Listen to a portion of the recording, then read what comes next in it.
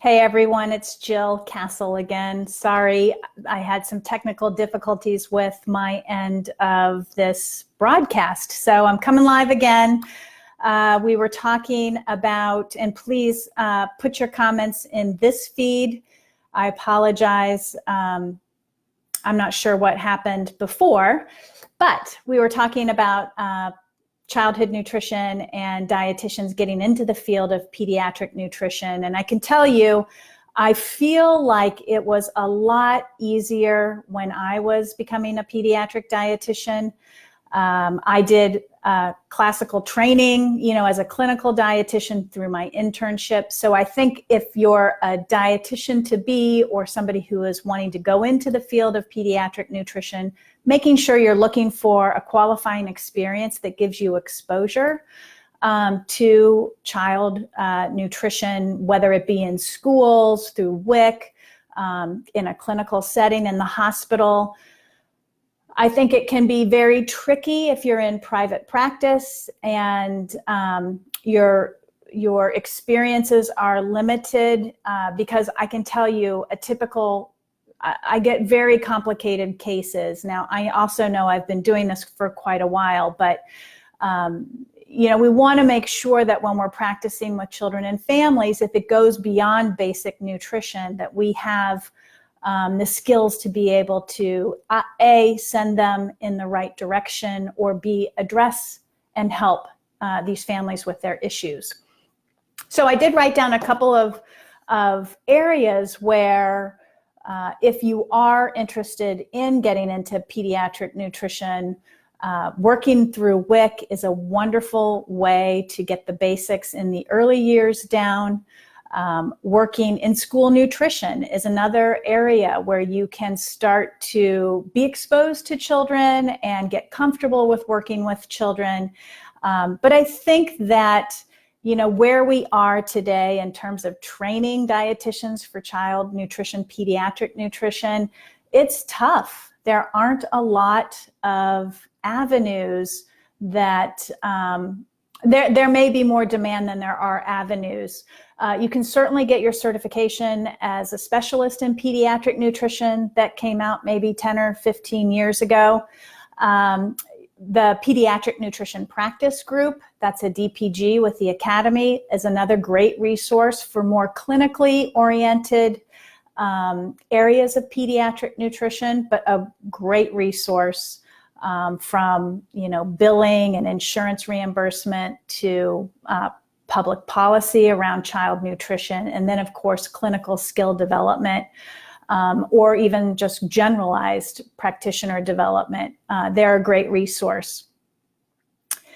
In terms of some of my favorite resources, for those of you who do want to get more involved in pediatric nutrition, of course, Fearless Feeding, my book, is pretty comprehensive from 6 months when children start eating food all the way through 18, those teen years. It's a great resource. Several universities, Columbia University, for example, uses it as part of their undergraduate program in the life cycle nutrition category. And I know other universities do as well.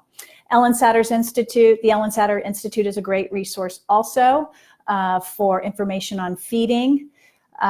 Feel free to head to my website. I particularly focus more on feeding, general nutrition of all ages, sports nutrition for kids and teens, ADHD, picky eating, topics in weight management, although I don't really do weight management or talk about it in that way. My personal bend is that, it's really empowering the parent to establish good lifestyle habits, healthy, varied, balanced diet, and using positive feeding techniques.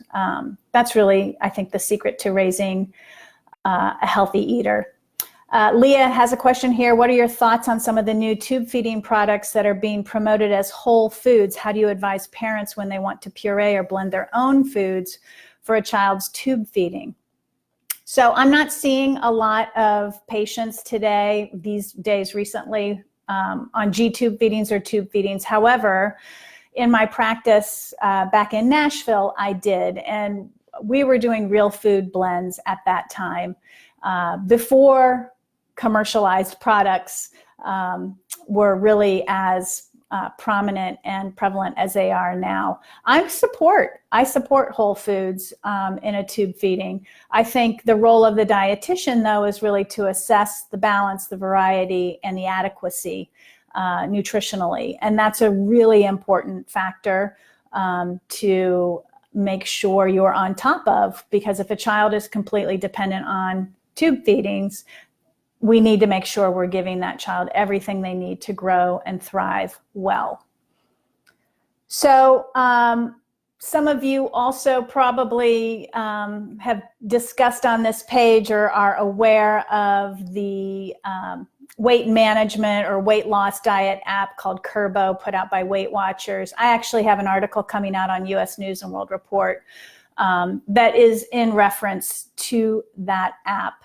But not holistically focused on that app. I really took the opportunity to express my concerns that we focus a lot on treatment and not enough on prevention. Although we say we're focusing on prevention, true prevention means that we would be educating and empowering parents much more earlier than we are doing. And as it pertains to an app in a child's hands, I have a lot of reservations and concerns about that, particularly when we think about the emotional development of a child and just the social self-esteem development, body and image development, the fact that they're black and white thinkers. And so, I say to parents all the time, when you tell a child that ice cream is bad for you, it just doesn't jive in their mind. Their minds are like, well, wait, it tastes so delicious. Why is it bad? And so anytime we're developing programs or trying to teach children about nutrition, we have to be so sensitive to their developmental, cognitive abilities, and so that we're not messing things up, that we're actually embracing where they are, not what we want them to know, but where they are, and helping them learn in developmentally appropriate ways that aren't damaging to them. So, in an era where kids are playing more and more video games and on their computers and on their phones, I also have big reservations about using that format for children. That being said, what I would say, and this kind of ties into my TEDx talk called The Nutrition Prescription for Healthier Kids, it ties into the fact that, to be able to nourish children well from the get-go, we need to have parents who understand nutrition and who understand positive feeding and understand what to expect from their children and their children's development. And I think when we're always focusing on the tail end, oh, we have a problem, let's go in and fix it, rather than focusing on, hey, these parents have an enormously important job ahead of them, and how can we support them from day one?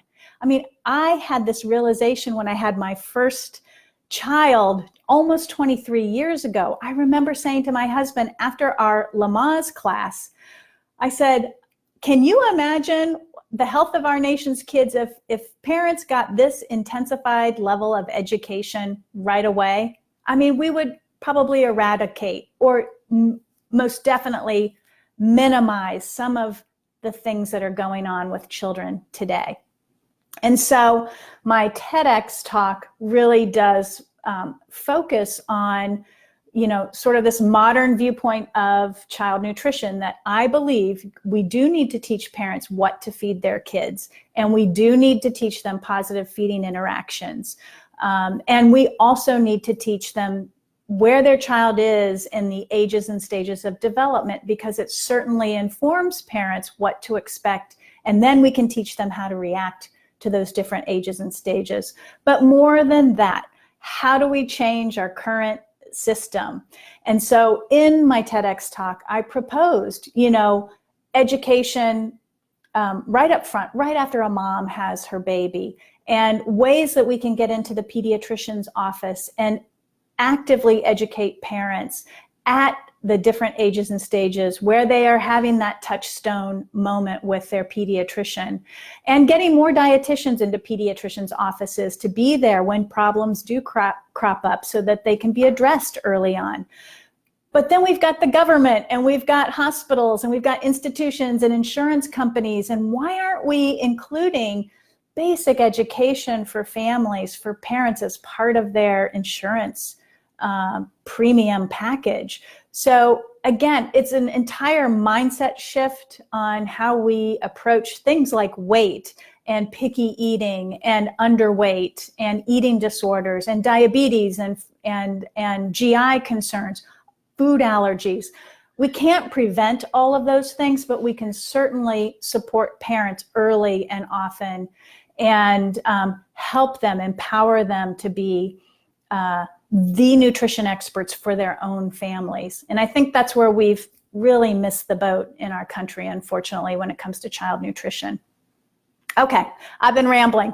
Anybody else have any other questions, any comments? And I just want to say, I guess I'll wrap up because I know we're on a tight little time frame here, but you can find me at www.jillcastle.com. You can find me on social media. Either I'm at PDRD, I am PDRD, or Jill Castle. I'm pretty easy to find. Come on over to Facebook, join my page, The Nourished Child.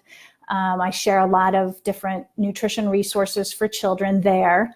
And if you're a dietitian, I do have a couple of child nutrition focused programs. I have one called Food Parenting Pro. It's an 8-hour online workshop that is available if you want to take that. It has CEUs, 8 CEUs associated with that. I'm also doing an RFID training and supervision for professionals if you work with extreme picky eaters. So I do have programs available for dietitians. Head over to my website. It's all there. Thanks so much for giving me the platform to be able to talk about pediatric nutrition, and have a great day. Thank you.